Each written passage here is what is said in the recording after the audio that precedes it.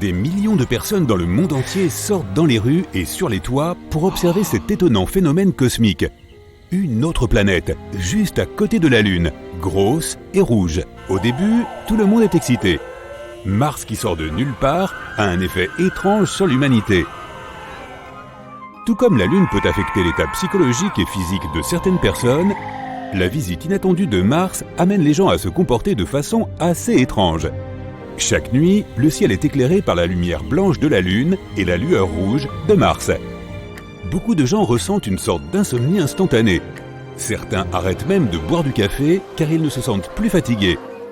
Mars fait ressortir l'énergie, voire même un peu de sauvagerie chez les gens. Elle les fait rire davantage et rend même quelques pauvres gens fous. Ils commencent à sortir de chez eux plus souvent et à profiter de ce ciel nocturne inhabituel. Quelques jours plus tard, tout le monde peut voir ce qui se passe. Mars grossit. Les scientifiques annoncent que la planète rouge se dirige lentement vers la Terre. La collision est inévitable. Les terriens n'ont plus que quelques années à vivre. Il y a quelques mois, un énorme astéroïde s'est écrasé sur la planète rouge avec une telle force que Mars a tout simplement quitté son orbite et s'est mis à dériver. La probabilité que Mars se rapproche de la Terre a toujours été assez élevée. Après environ 3 secondes d'annonce, la nouvelle est devenue virale et la panique s'est installée. La situation est de plus en plus grave. Plus Mars se rapproche, plus cela affecte les gens sur le plan physique. Des centaines de vidéos apparaissent montrant des simulations de collision entre Mars et la Terre. Et il n'y a jamais de happy end. Tu veux voir ce qui va se passer? Demande une célèbre blogueuse à ses abonnés. La Terre est presque entièrement recouverte d'eau. Et Mars n'est que poussière, sable et roches. Puis elle place une énorme pastèque au milieu de sa chambre. Du coin opposé, elle lance une boule de bowling vers le fruit et c'est un strike. Mars semble presque de la même taille que la Lune à présent. Elle est sur le point d'entrer dans l'orbite de cette dernière et elle affecte le champ magnétique de la Terre. Inondations, ouragans, tsunamis, orages puissants, c'est de pire en pire. Les animaux deviennent fous, les oiseaux ne migrent plus vers le sud, les aurores, autrefois polaires, apparaissent dans les Caraïbes. L'économie n'encaisse pas si bien la nouvelle. Les gens cessent de se rendre au travail. Pourquoi continuer à travailler? Ils veulent juste s'amuser et être avec leurs proches. Il y a assez de ressources sur la planète pour tenir jusqu'à la catastrophe. Alors, personne n'essaie de régler les problèmes de la Terre. Les vêtements, la nourriture, les voitures, les yachts, tout perd sa valeur et devient gratuit. Chaque jour, d'énormes fêtes de rue apparaissent dans le monde entier. Les gens décident de vivre leurs derniers mois dans la paix et l'harmonie. La catastrophe mondiale unit l'humanité comme jamais auparavant. Pour partir en fanfare, les terriens s'associent pour organiser un énorme concert de rock. La géante rouge qui détruit notre belle planète bleue. Oui, le rock'n'roll est la bande-son parfaite. Il y a juste assez de temps pour manger, danser, faire la fête et écouter de la bonne musique. D'immenses scènes sont installées partout sur la planète. C'est le dernier concert de chaque musicien. Pendant toute cette préparation, l'espoir apparaît soudainement. Les scientifiques ont calculé tous les événements qui se produiront lorsque Mars s'écrasera sur la Terre. Et ils ont un plan simple. Heureusement, les humains avaient déjà prévu de se rendre sur Mars, si bien qu'ils avaient commencé à construire des vaisseaux spatiaux depuis des années. Les gens n'auront pas le temps de se rendre sur une autre planète avant la collision. Mais ils pourront attendre la catastrophe juste en dehors de l'orbite de la Terre. Tu pourras t'asseoir dans une station spatiale, grignoter du popcorn, te détendre et profiter du spectacle. Lorsque la poussière retombera, il sera peut-être possible de retourner sur Terre, ou ce qu'il en reste. Après avoir pris connaissance de ce plan, les gens commencent à travailler nuit et jour pour terminer les vaisseaux, tout le monde participe. Il reste encore 2 ans avant le grand jour. Les immenses scènes de concert sont transformées en d'autres stations spatiales. Mars donne maintenant plus d'énergie aux gens et grâce à un incroyable travail d'équipe, les gens parviennent à créer des milliers de stations en quelques mois seulement. Voilà ce qui arrive lorsque 7 milliards de personnes travaillent ensemble. Fermiers, kinésithérapeutes, cuisiniers, ingénieurs, athlètes, comptables, tout le monde travaille de concert. Mars est maintenant plus proche de nous que la Lune. La géante rouge bloque le Soleil et notre planète est plongée dans l'obscurité. Il ne reste plus que quelques jours. Les gens travaillent comme des fourmis dans une colonie massive, mettant la touche finale à plusieurs centaines de milliers de stations spatiales. Il faut 4 jours entiers pour que tout le monde monte à bord. sans compter le chargement des données essentielles, animaux, poissons, graines, plantes, légumes, fruits, jeux vidéo. La géante rouge doit entrer dans l'orbite de la Terre dans quelques jours. C'est à ce moment-là qu'elle prendra vraiment de la vitesse. Mars fait seulement un peu plus de la moitié de la taille de la Terre, mais dans le ciel, elle semble infiniment grosse. Les vaisseaux commencent à décoller. Les gens jettent un dernier coup d'œil autour d'eux, mémorisant chaque centimètre carré. Dans quelques heures, tout va changer pour toujours. Les stations s'envolent suffisamment loin pour sortir de l'orbite. Deux mondes qui entrent en collision devraient quand même avoir une bande-son. Les rockstars de chaque vaisseau organisent un festival de musique de l'espace. Au son impressionnant du hard rock, Mars entre dans l'atmosphère de la Terre et brûle une fine couche de sa propre surface. Cela libère une quantité incroyable d'énergie. Elle devient de plus en plus rapide et s'écrase dans l'océan Pacifique. Le souffle d'une énorme explosion balaie la planète entière. Tout est illuminé par les flammes et tout le monde sur les vaisseaux doit mettre des lunettes de soleil pour ne pas être aveuglé. Notre planète bleue est en train de se transformer en une boule incandescente. La poussière de Mars se mélange à l'eau de la Terre. La force de l'impact traverse la croûte terrestre jusqu'au magma liquide et chaud. Des centaines de morceaux de Mars, dont certains ont la taille de pays entiers, flottent en quelque sorte dans l'atmosphère. La collision génère tellement d'énergie que tous les océans bouillonnent et s'évaporent. Des mers et des rivières de métal fondu se répandent maintenant sur toute la Terre. Des jours, des semaines, des mois passent. Une ceinture composée de fragments de Mars se forme autour de la Terre, comme une version ardente des anneaux de Saturne. Il faudra beaucoup de temps avant de pouvoir atterrir en toute sécurité. Mais l'humanité ne peut pas rester en vie sur les vaisseaux pendant tout ce temps. La nourriture, l'eau et l'oxygène seront épuisés au bout de quelques années. Mais les scientifiques ont déjà un plan. Les vaisseaux actionnent un interrupteur et deviennent d'immenses chambres cryogéniques. Les vaisseaux sont équipés de panneaux énergétiques et la Terre brûlante dégage beaucoup d'énergie. Largement assez pour faire fonctionner les vaisseaux pendant que tout le monde à bord fait une sieste de quelques milliers d'années. Dès que la planète se refroidira, les humains se réveilleront. Des centaines de milliers d'années passent. Un jour, des alarmes se déclenchent simultanément sur tous les vaisseaux. Les gens se réveillent lentement. Leurs corps sont épuisés, mais après quelques milliards de tasses de café, tout le monde est prêt à partir. Sur Terre, de nouveaux continents devraient s'être formés et l'atmosphère est très probablement différente. La planète a peut-être perdu son orbite d'origine, elle tourne donc à un angle différent. Les saisons telles que nous les connaissons ont disparu. Toute l'eau sur Terre s'est évaporée dans les premières heures. Mais il y avait d'énormes glaciers sur Mars, qui ont peut-être fondu lors de l'impact. Mars a peut-être partagé son eau avec notre planète. Les nuages de poussière et de saleté devraient être retombés maintenant, et le sol devrait être assez fertile pour faire pousser des choses. Tout ce magma a probablement craché un tas de minéraux et de composés chimiques utiles. Cela va être difficile, mais l'humanité doit d'une manière ou d'une autre s'adapter à la nouvelle Terre. Les gens sont prêts à tout. Tous les terriens courent vers les fenêtres les plus proches pour voir à quoi ressemble leur planète bien-aimée après tous ces siècles. Mais où est-elle? Les gens se tordent le cou, regardent la zone vide où se trouvait la Terre. L'impact de Mars a été si fort qu'il a poussé la Terre hors de son orbite autour du Soleil, et elle a disparu. Super, qu'est-ce qu'on va faire maintenant? Un type barbu attrape une guitare et dit « On n'a plus qu'à jouer ». Ton appareil photo et toi avez été littéralement partout sur la Terre, au sommet du mont Everest et au fond de la fosse des Mariannes. Tu as vu le Nil, les chutes du Niagara, le désert du Sahara, le Grand Canyon et une centaine d'autres endroits magnifiques. À chaque voyage, tu as rapporté des photos à couper le souffle. Ton album est déjà aussi épais qu'une encyclopédie et il est temps de découvrir un tout nouveau monde. Alors allons faire un voyage sur Mars.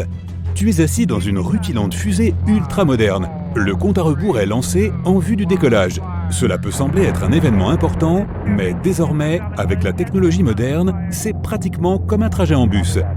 En quelques heures seulement, tu te retrouves à la surface de la planète rouge.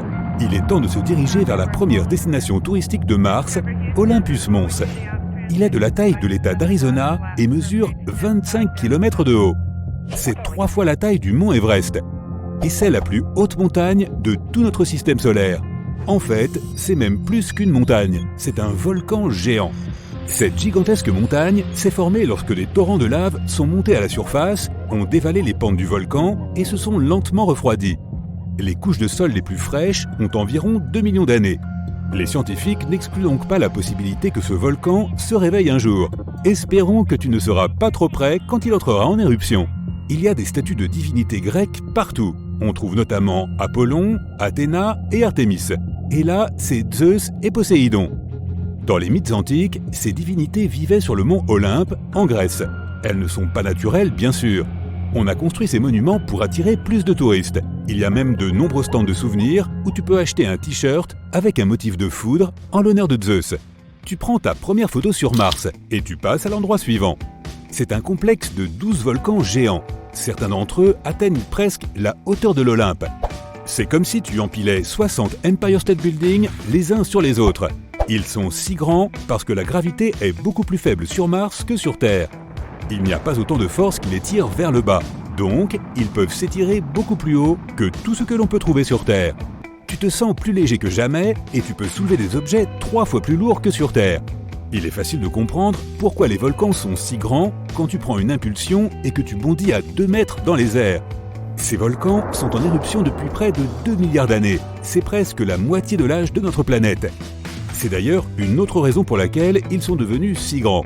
Clique. La photo est faite et tu montes dans le rover pour aller explorer le prochain site digne d'intérêt. Valles Marineris, c'est le plus grand canyon de la planète.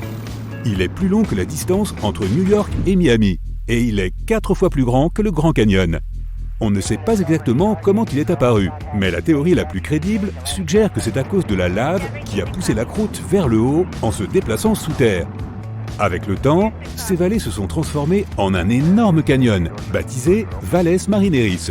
Le prochain arrêt est Sidonia, avec son rocher géant à visage humain. En 1976, on a pu observer des photos de la surface de Mars et on y a clairement identifié une tête humaine. Les gens ont immédiatement émis 1000 théories sur la façon dont elle aurait pu apparaître ici.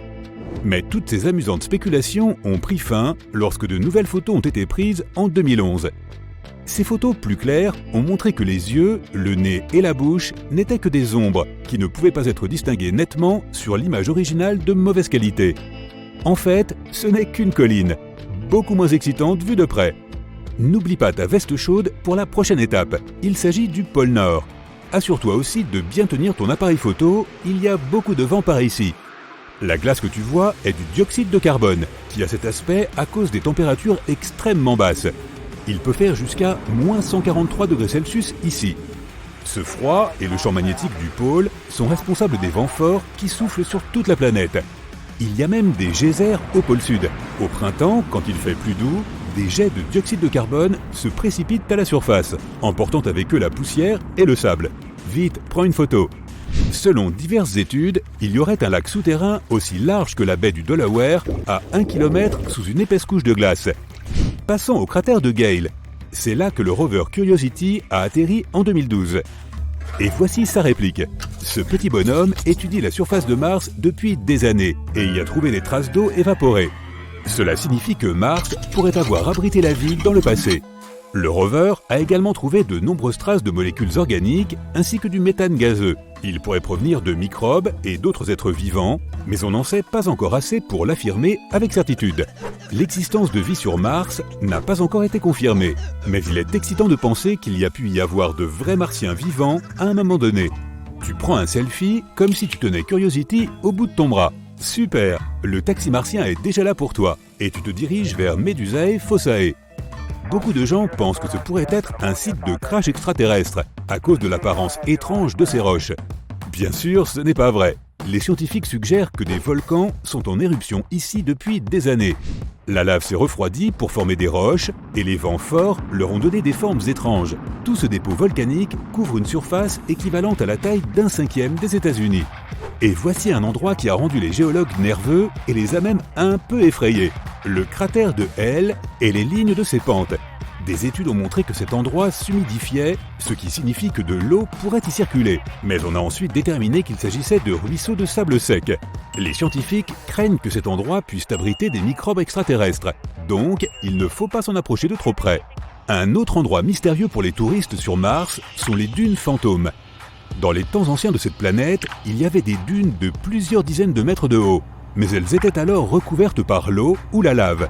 Leurs bases sont préservées, mais leurs sommets ont été effacés. Les zones couvertes de ces dunes peuvent encore abriter des microbes. Ils sont protégés du vent et du rayonnement solaire et peuvent encore être préservés. Le contact avec eux peut être dangereux pour l'homme, alors prends ta photo de loin. Le prochain arrêt est sur le satellite de Mars, Phobos. Il y a une foule de gens réunis ici. Et c'est alors que tu le vois, le monolithe de Phobos. C'est un rocher massif, aussi haut qu'un immeuble de 30 étages. On a découvert cet objet grâce à des photos prises depuis la Terre. Le monolithe projette une grande ombre et a donné naissance à de nombreuses théories. Par exemple, certains prétendent qu'il a été construit par une ancienne civilisation ou qu'il a été laissé ici par des extraterrestres. Il pourrait même avoir été un phare. Tous ces gens sont venus ici pour éprouver cette théorie par eux-mêmes, mais de près, il ne ressemble à rien d'autre qu'un vulgaire rocher. Encore une photo, et tu dois te dépêcher de remonter dans le bus qui t'emmène sur le satellite de Jupiter, Io. Il faut rester dans des capsules spéciales qui volent au-dessus de la surface. Et quand tu vois ces volcans en éruption constante, tu comprends pourquoi. La gravité de Jupiter comprime les entrailles d'Io. Elle se réchauffe et remonte à la surface, entrant en éruption au niveau des nombreux volcans qui jalonnent le satellite. Ils éjectent tellement de matière qu'Io change complètement d'aspect tous les 2 ou 3 millénaires. Maintenant, allumons les hyperpropulseurs et dirigeons-nous vers l'espace. C'est là, dans l'obscurité totale, que se trouve la sonde Voyageur. Elle a été lancée en 1977 et est toujours en activité. C'est le premier objet fabriqué par l'homme à avoir quitté les frontières de notre système solaire et c'est le vaisseau spatial le plus éloigné qui soit.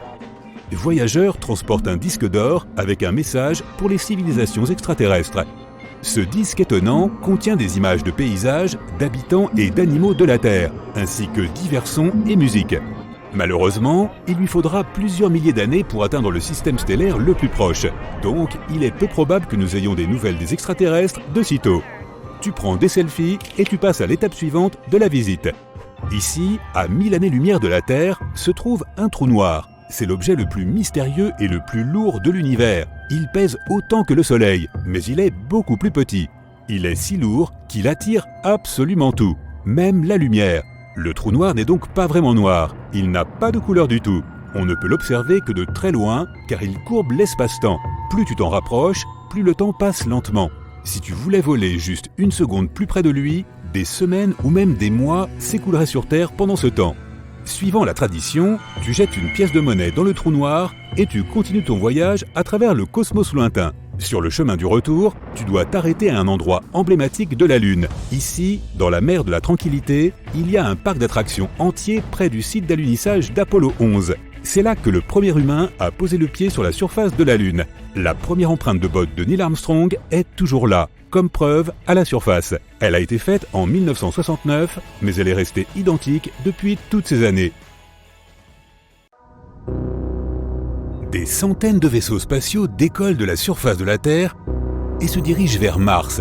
Avance rapide de 7 mois et cette flotte spatiale est toute proche de la planète rouge. Bientôt, ils vont tous atterrir et quelques milliers d'êtres humains deviendront les premiers citoyens de Mars. Peut-être ne retourneront-ils jamais sur leur planète natale, parce qu'il y aura ici absolument toutes les conditions pour une vie confortable. Il faut du temps et de nombreuses expéditions pour créer une colonie autosuffisante sur Mars. Voici comment, étape par étape, les gens pourraient y construire une ville à part entière, avec des usines, des hôpitaux, des logements et même des bars et des restaurants. Tout d'abord, il faut choisir le bon moment pour lancer la fusée. Une fenêtre de lancement s'ouvre une fois tous les 780 jours, lorsque la distance entre la Terre et Mars est la plus courte. Dans ce cas, le voyage prendra environ 6 à 7 mois. Passons à la rampe de lancement. Ici, nous voyons le vaisseau spatial relié à une fusée d'appoint. Allumage des moteurs. La fusée envoie le vaisseau spatial dans les airs. Elle se désarime ensuite et retombe sur la Terre. Au même moment, les moteurs du vaisseau spatial se mettent en route et le propulsent vers l'orbite de stationnement de la Terre. Pour effectuer cette ascension, le vaisseau a utilisé presque tout son carburant et doit maintenant être ravitaillé. Pour ce faire, nous utilisons à nouveau notre fusée. Une énorme grue accroche un autre vaisseau spatial à la fusée. Il y a d'énormes réservoirs de carburant à l'intérieur de ce deuxième vaisseau. La fusée décolle de la Terre et emmène le ravitailleur en orbite. Il s'arrime au premier vaisseau spatial et le remplit de carburant. Le voyage dans l'espace peut nécessiter un total de 5 ravitaillements de ce type. Et pour la première mission visant à construire une colonie sur Mars, nous avons besoin de 5 vaisseaux spatiaux principaux. Cela fait donc environ 25 lancements depuis la Terre. Si l'on considère que la fusée coûte 230 millions de dollars, le ravitailleur 130 millions de dollars et le vaisseau lui-même 200 millions de dollars, le prix de la mission à ce stade est déjà impressionnant. Donc, allumage, avance rapide dans le temps et les 5 premiers vaisseaux descendent vers la surface de Mars. Ces vaisseaux n'ont pas amené les premiers humains. Ils ne transportent que des charges utiles, comme des réserves de nourriture et d'eau, de l'oxygène pour respirer et des fournitures médicales. Il y a aussi les premiers modules de vie, des systèmes de gestion des déchets et un grand nombre de panneaux solaires pour produire de l'électricité. Avant d'atterrir, l'un des vaisseaux lance un système de satellites en orbite. Il assurera la communication sur la planète rouge.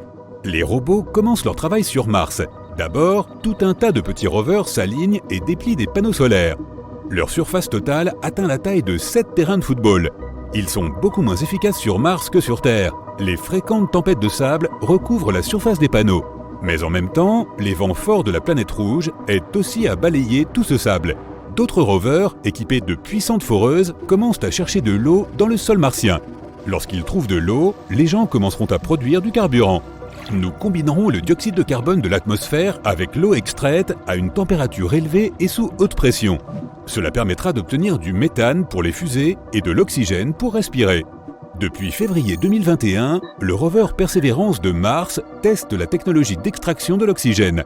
Il y a un boîtier à l'intérieur baptisé MOXIE pour Mars Oxygen ISRU Experiment. Ce dispositif aspire l'air martien à l'intérieur, puis, sous haute pression, extrait un atome d'oxygène du dioxyde de carbone. Un tel appareil, de la taille d'une boîte à chaussures, peut fournir suffisamment d'oxygène pour qu'un astronaute puisse respirer. Mais si l'on construit le même mécanisme de la taille d'une grande usine, il produira de l'oxygène pour une colonie entière et rejettera le reste dans l'atmosphère de Mars. Un autre groupe de rovers travaille à transformer la surface de Mars en zone d'atterrissage pour préparer la prochaine étape de colonisation de la planète rouge. À ce moment-là, la population robotique de Mars travaille à ces tâches depuis 2 ans et 2 mois, et les humains sur Terre ont attendu qu'une nouvelle fenêtre de vol s'ouvre. Cette fois, ce ne sont pas 5, mais 12 vaisseaux spatiaux qui arrivent sur Mars. 10 d'entre eux sont des vaisseaux cargo qui apportent des matériaux de construction, du carburant et d'autres fournitures, ainsi que beaucoup d'équipements scientifiques et des imprimantes 3D. 2 autres vaisseaux transportent les premiers astronautes interplanétaires. Les portes des vaisseaux s'ouvrent et 30 héros posent le pied sur la surface de Mars pour la première fois de l'histoire. Ces personnes sont des scientifiques, des ingénieurs et des médecins. Ils ont subi un processus de sélection très strict et un long entraînement pour devenir les premières personnes à fouler une autre planète. Et ces personnes n'ont pas de billet de retour. Ils devront rester sur Mars pendant au moins 2 ans. Pour l'instant, les astronautes vivent encore dans leur vaisseau spatial et essaient de s'habituer aux conditions inhabituelles de Mars. La température ici est d'environ -62 degrés Celsius. De plus, la gravité sur Mars est 2,5 fois plus faible que sur notre planète natale. Cela signifie qu'une personne ici peut sauter 2 fois plus haut et soulever des objets plus lourds. Mais les muscles du corps humain ont du mal à s'habituer à une telle différence. Les astronautes ne peuvent donc pas travailler à plein temps. La première chose qu'ils font est de décharger les cargos et de déployer les systèmes de survie. Certaines personnes expérimentent la transformation du sol martien en matériaux pour les imprimantes 3D. D'autres installent des serres et cultivent le sol pour faire pousser des plantes. Le système de recyclage des déchets humains que les robots ont apporté ici est utilisé pour fabriquer des engrais pour les plantes. Encore 2 ans et 2 mois ont passé. Nous assistons au lancement d'un vaisseau spatial, non pas depuis la Terre, mais depuis Mars. Les 30 astronautes ont terminé leur mission et sont sur le chemin du retour. Il est plus facile pour les vaisseaux spatiaux de décoller de Mars car la force gravitationnelle y est moins conséquente. Au même moment, des vaisseaux sont lancés depuis la Terre. Ils amènent près de 100 nouveaux colons et encore plus de fournitures sur Mars.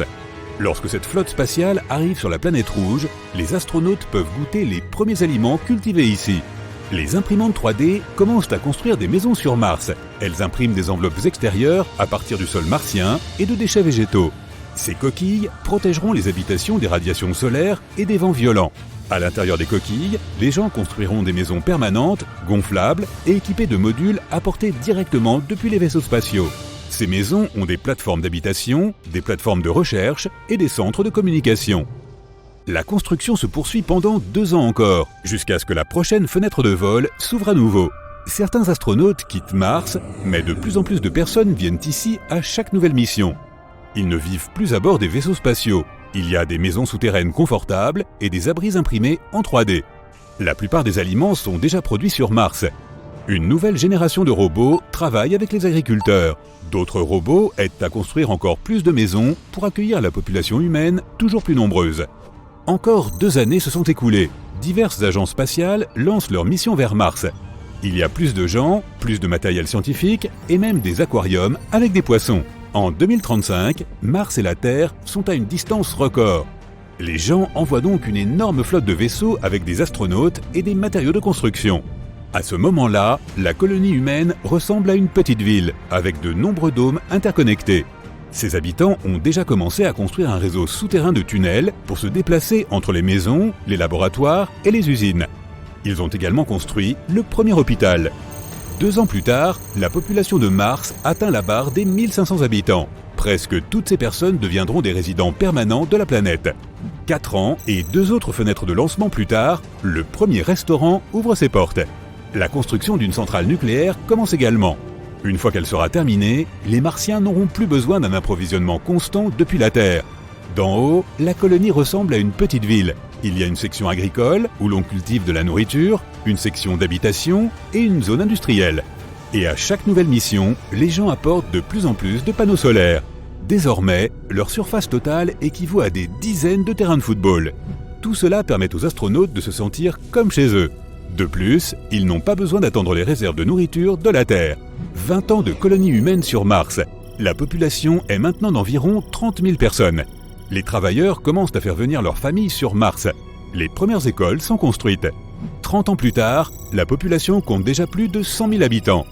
L'infrastructure de la colonie lui permet d'être complètement autosuffisante. Les gens produisent suffisamment de nourriture, obtiennent suffisamment de carburant et d'oxygène.